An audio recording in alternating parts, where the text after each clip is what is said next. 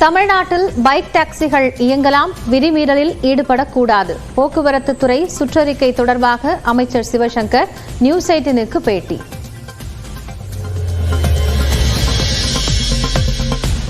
ஆட்டோவில் கட்டணம் அதிகம் என்பதால் பைக் டாக்ஸியை பயன்படுத்துவதாக மக்கள் கருத்து. கட்டுப்பாடுகள் விதித்தால் வருமானம் பாதிக்கும் என பைக் டாக்ஸி ஓட்டுநர்கள் கவலை. திருவண்ணாமலை மகாதீபத்தின் போது பக்தர்கள் மலையேற அனுமதி இல்லை. மழையால் பாதைகள் சேதமடைந்துள்ள நிலையில் அமைச்சர் சேகர் பாபு அறிவிப்பு. இந்த முறை பக்தர்கள் யாரும் மலையின் மீது ஏறுவதற்கு அனுமதி மறுக்கப்பட உள்ளது. அது முறையாக மாவட்ட ஆட்சியர் அதற்குண்டான அறிவிப்பை வெளியிடுவார். நாளை மறுநாள் மகாதீப விழாவிற்கு தயாராகி வரும் திருவண்ணாமலை 1500 மீட்டர் காடா துணியை கோயில் பிரகாரத்தில் வைத்து சிறப்பு பூஜை.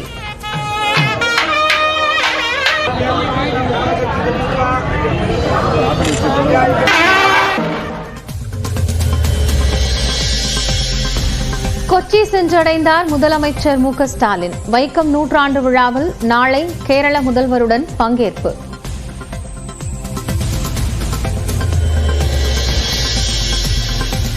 மதுரை மாவட்டத்தில் டங்ஸ்டன் சுரங்கம் அமைப்பதை ரத்து செய்யக் கோரி சட்டப்பேரவையில் நிறைவேற்றப்பட்ட தீர்மானம்.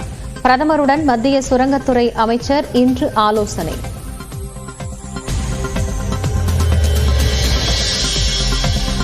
டங்ஸ்டன் சுரங்கத்திற்கான அனுமதியை ரத்து செய்ய வேண்டும் என மாநிலங்களவையில் கனிமொழி பேச்சு. மாநில அரசை ஆலோசிக்காமல் அனுமதி தரப்பட்டதாகவும் குற்றச்சாட்டு. மதுரையில் விசிக கொடிக்கம்ப விவகாரத்தில் 3 பேர் சஸ்பெண்டை ரத்து செய்யக் கோரி வருவாய்த்துறையினர் போராட்டம். அதிகாரிகளை தாக்கியதாக விசிக நிர்வாகிகள் மீது வழக்கு பதிவு.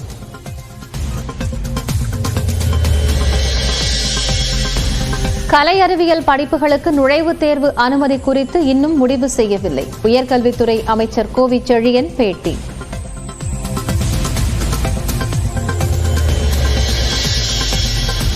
நடிகர் வடிவேலு பற்றி அவதூறு கருத்து தெரிவிக்க மாட்டேன் என சிங்கமுத்து உத்தரவாதம்.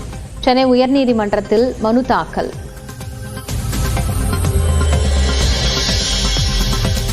சென்னையில் பெய்யத் தொடங்கியது மழை. வள்ளுவர் கோட்டம், கோடம்பாக்கம், ஆலந்தூர் உள்ளிட்ட பகுதிகளில் மழை.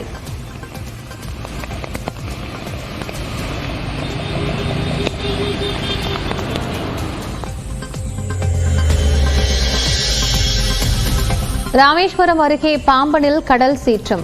கொந்தளிப்புடன் அலைகள் எழும் நிலையில் தள்ளாடும் படகுகள்.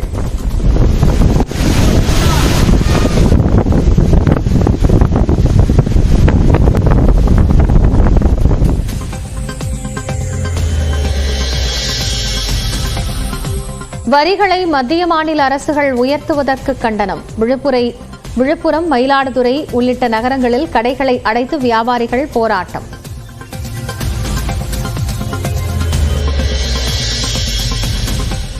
சென்னையில் மீண்டும் 58,000 கடந்த ஆபரண தங்கத்தின் விலை. கடந்த 3 நாட்களில் மட்டும் சவரனுக்கு 1360 ரூபாய் உயர்வு.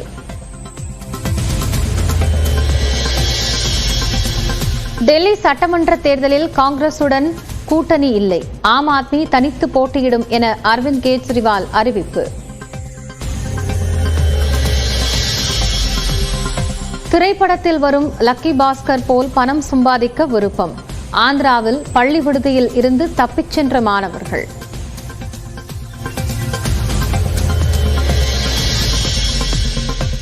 விழுப்புரம் மாதாக்கோவில் பகுதியில் மழை நிவாரணம் வழங்க வலியுறுத்தி பொதுமக்கள் சாலை மறியல். விழுப்புரம் புதுச்சேரி சாலையில் 1 மணி நேரம் போக்குவரத்து பாதிப்பு.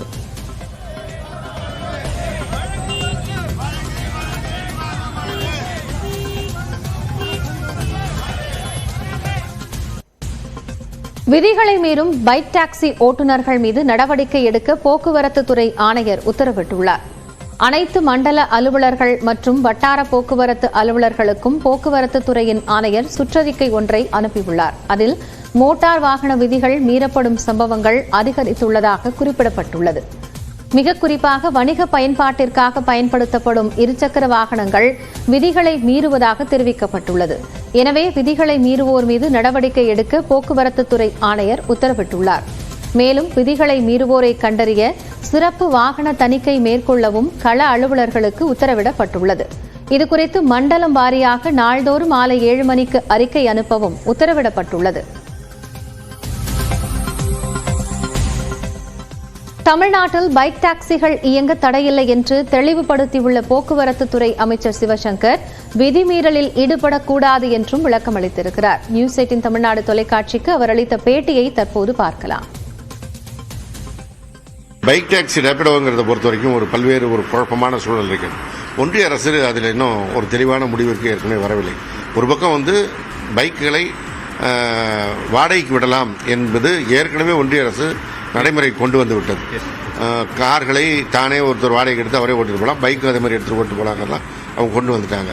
இப்போ அடுத்த கட்டமாக பைக்குகளை இயக்குவதற்கான நடைமுறையும் அவர்கள் செய்து கொண்டிருக்கிறார்கள். ஆனால் இது போன்ற விவகாரங்கள் இந்தியா முழுமைக்குமான ஒரு செயல்பாடாகத்தான் இருக்கும்.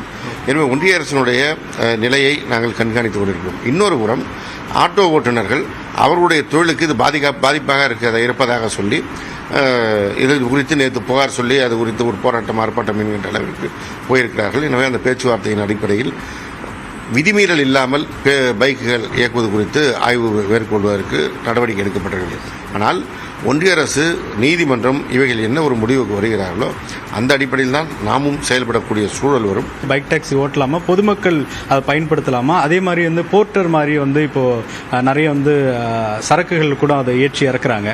ஸோ அப்படி இருக்கும் பொழுது அதுக்கும் தடை இருக்கா? அது தடை இல்லாமல் பார்க்குறாங்க. இப்போதைக்கு இயங்குகின்ற ஊர்திகள் இயங்கலாம். விதிமீறல்கள் இருக்கக்கூடாது என்பதுதான் அதில் முக்கியமானது. இன்சூரன்ஸ் இருக்க வேண்டும், ஓட்டுநருக்கு லைசன்ஸ் இருக்க வேண்டும், அந்த வாகனம் எப்படி பதிவு செய்யப்பட்டிருக்கிறது என்பதெல்லாம். ஏன்னா ஒரு சிறு விபத்து நடந்தால் கூட அதில் பின்னாடி உட்கார்ந்துட்டு போகிறவங்களுக்கு எந்த பாதிப்பும் வந்துடக்கூடாது. எனவே அதையெல்லாம் கவனத்தில் கொண்டு செயல்பட வேண்டும் என்பதற்காக தான் இந்த விதிமுறை பொது கொடுக்கப்பட்டது. இப்போ இன்சூரன்ஸ் இப்போ பொதுவாக எல்லாருக்கும் எல்லா பைக்குக்கும் வச்சிருப்பாங்க. இப்போ இந்த கமர்ஷியலாக ஓட்டுறவங்களுக்கு பின்னாடி இருக்கவங்களுக்கு இன்சூரன்ஸ் அப்படிங்கிறது தேர்ட் பார்ட்டி இன்சூரன்ஸ் இதெல்லாம் கம்பல்சரியாக செக் பண்ணுவாங்க. ஆமாம், கம்பல்சரி இருந்தால் தானே முடியும். நீங்கள் பின்னாடி உட்காந்து போகிறவங்களுக்கு அதில் கவரேஜ் இல்லைன்னா அப்புறம் அவங்களுக்கு எந்த விதமான பாதுகாப்பு கொடுக்க முடியும்? இப்போ தொடர்ச்சியாக இந்த விதிமீறல்களோடு அவங்க ஓட்டுறாங்க அப்படின்னா அவங்களுக்கு எந்த மாதிரியான நடவடிக்கை பாயும்? முதற்கட்டமாக அபராதமா அல்லது அவங்களுக்கு அந்த ரத்து செய்யப்படுமா உரிமம்? இல்லை, ரத்து செய்யறதுலாம் அடுத்தடுத்த கட்டத்தான் இருக்கும். முதற்கட்டம் அவர்களுக்கான வார்னிங், அபராதம், இது போன்ற சட்ட ரீதியான நடவடிக்கை தான் இருக்கும்.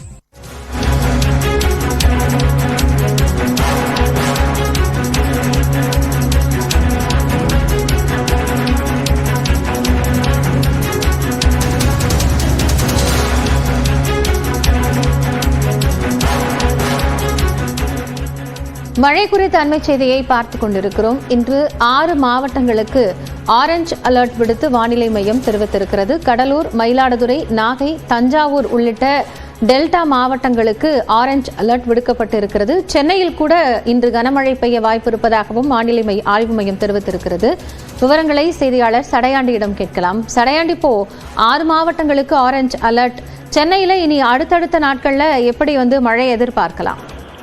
நிச்சயமா காயத்ரி, வங்கக்கடலில் நிலை கொண்டிருக்கக்கூடிய அந்த ஆழ்ந்த காற்றழுத்த தாழ்வு பகுதியானது தொடர்ந்து அதே இடத்திலேயே நீடிக்கிறது. அதாவது இலங்கைக்கு மிக அருகில் அதே இடத்திலேயே கடந்த 6 மணி நேரமாக மையம் கொண்டிருப்பதாக இந்திய வானிலை ஆய்வு மையம் தெரிவித்திருக்கிறது. அது தொடர்ந்து மெல்ல தமிழ்நாடு, வட தமிழ்நாடு, அது மட்டுமல்ல தென் தமிழ்நாடு கடலோர மாவட்ட பகுதிகள், இலங்கை ஒட்டி இருக்கக்கூடிய கடலோர மாவட்ட பகுதிகளை நோக்கி நகர்ந்து வந்து கொண்டிருக்கிறது. இதன் காரணமாக இன்றைய தினம் மட்டும் 6 மாவட்டங்களுக்கு ஆரஞ்சு அலர்ட், கன முதல் மிக கனமழை எச்சரிக்கையானது விடுக்கப்பட்டிருக்கிறது. கடலூர், மயிலாடுதுறை, நாகப்பட்டினம், தஞ்சாவூர், திருவாரூர், புதுக்கோட்டை ஆகிய 6 மாவட்டத்திற்கும் இன்று கன முதல் மிக கனமழை பெய்யக்கூடும் என்ற ஒரு எச்சரிக்கையானது இந்திய வானிலை ஆய்வு மையத்திடமிருந்து கிடைக்க பெற்றிருக்கிறது. சென்னையை பொறுத்தளவிற்கு மிதமான மழைக்கு மட்டுமே வாய்ப்பு இருப்பது. இன்றைய தினம் மிதமான மழைக்கு மட்டுமே வாய்ப்பு இருக்கிறது.